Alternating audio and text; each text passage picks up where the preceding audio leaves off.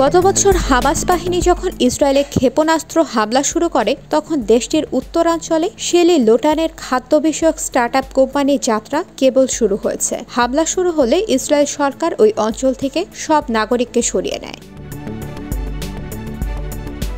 Washington পোস্টের প্রতিবেদনে বলা হয়, যুদ্ধ শুরু হওয়ার পর ইসরায়েল সরকার শেলি লোটানের 2 কর্মচারীকে সামরিক বাহিনীতে নিয়ে যায়। যে কর্মচারীদের ডাকা হয়নি তারা আরেক কর্মচারীর বাবা মায়ের বাসার ভূগর্ভস্থ কক্ষে সে স্টার্টআপের কার্যালয় সরিয়ে নেন। এরপর যা হওয়ার তাই হয়, বিনিয়োগের প্রবাহ একরকম শুকিয়ে যায়। হামাসের সঙ্গে ইসরায়েলের যুদ্ধের 1 বছর পূর্ণ হবে শিগগিরই। হামাসের সঙ্গে যুদ্ধবিরতির লক্ষণ নেই বললেই চলে। এর মধ্যে শুরু হয়েছে লেবাননে হিজবুল্লাহ বাহিনীর উপর হামলা। এই পরিস্থিতিতে লোটানের ব্যবসা কোনোভাবে টিকে আছে। সরকারের উপর ক্ষোভ বাড়ছে লোটানের, সেই সঙ্গে অর্থনৈতিক চাপও বাড়ছে।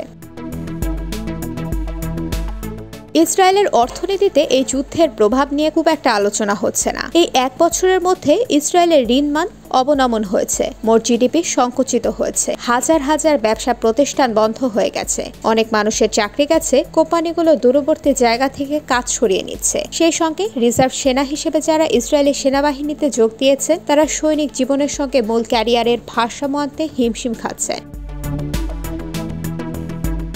2023 সালের 7 অক্টোবরের পর 2,87,000 নাগরিক রিজার্ভ সেনা হিসেবে যুদ্ধে যোগ দিয়েছেন। ইসরায়েলের জনসংখ্যা 1 কোটির কম, অর্থাৎ দেশটির 1/4 বেশি মানুষ যুদ্ধক্ষেত্রে আছেন। এই পরিস্থিতিতে অর্থনীতি কিভাবে চলছে তা বড় প্রশ্ন। ইসরায়েলের অর্থনীতির বিশেষ দিক হলো তার বিশাল উচ্চ প্রযুক্তি খাত। এই খাতে যুদ্ধের তেমন প্রভাব না পড়লেও নির্মাণ ও কৃষি খাতে বড় ধরনের প্রভাব পড়েছে। এই দুটি খাত আবার অনুমতি নিয়ে ইসরায়েলের কাজ করতে আসা ফিলিস্তিনিদের উপর অনেকাংশে নির্ভরশীল।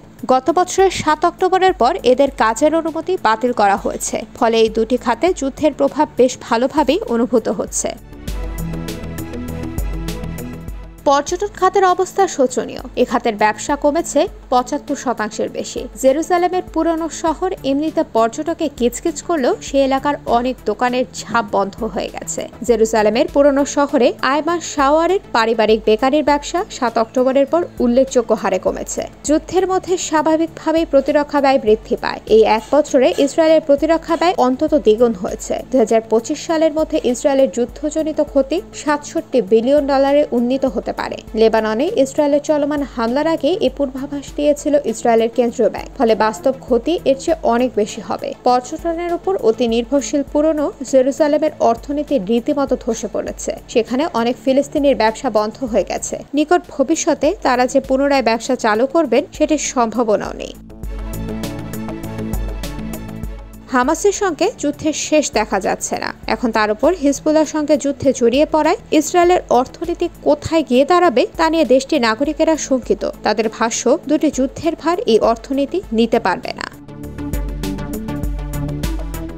IBTV USA news desk.